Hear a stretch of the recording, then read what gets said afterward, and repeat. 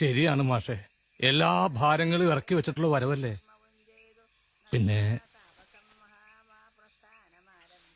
ഞങ്ങൾ വന്നത് യാത്ര ചോദിക്കാനാണ്. പടച്ചോന്റെ അനുഗ്രഹം ഉണ്ടെങ്കിൽ അടുത്ത ആഴ്ച ഞങ്ങൾ യാത്ര തിരിക്കും.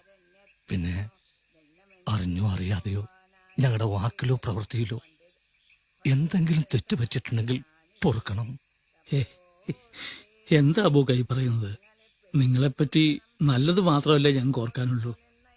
ഇവിടെ ഞങ്ങൾ എന്നും പറയാറുണ്ട് നിങ്ങൾ രണ്ടുപേരെ കുറിച്ച്.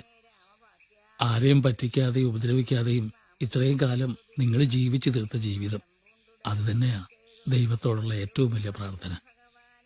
ഞങ്ങളും പ്രാർത്ഥിക്കാം എല്ലാ കാര്യങ്ങളും ഭംഗിയായി ചെയ്തു തീർത്ത് നിങ്ങൾ തിരിച്ചെത്താൻ. മനുഷ്യൻ ഏറ്റവും സ്വാർത്ഥനാവാറ് ദൈവത്തിൻ്റെ മുമ്പിലാ. അവനവൻ്റെ കാര്യങ്ങൾ തന്നെ ഒരുപാട് പറയാനുണ്ടാവും. എന്നാലും അവിടെ എത്തിയ പ്രാർത്ഥനയുടെ കൂട്ടത്തിൽ ഞങ്ങളെ കൂടെ പെടുത്തണം.